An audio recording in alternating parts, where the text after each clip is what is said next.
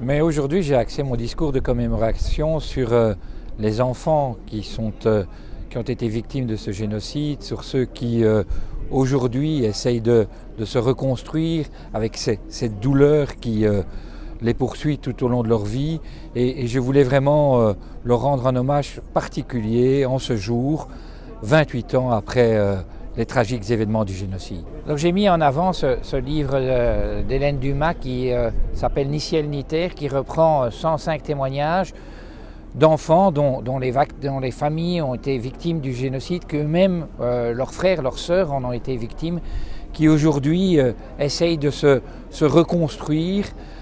tout en vivant dans cette douleur permanente, dans ce souvenir permanent. Mais c'est vraiment extrêmement difficile pour eux parce que, et on l'a encore entendu aujourd'hui, chaque jour, ils se souviennent de ce qui s'est passé il y a 28 ans. Alors à Woluwe-Saint-Pierre, on a des liens évidemment particuliers avec le Rwanda, à la fois parce que cette stèle en commémoration du génocide est installée sur notre territoire, que l'ambassade aussi a son siège sur le territoire, et puis que nous avons depuis 1970 un jumelage avec le Rwanda, avec Musambira, pas tellement loin de Kigali, et un jumelage extrêmement actif entre nos deux communes. Mais 28 ans après, c'est évidemment un des génocides les plus importants au monde entier, et on doit tout faire, me semble-t-il,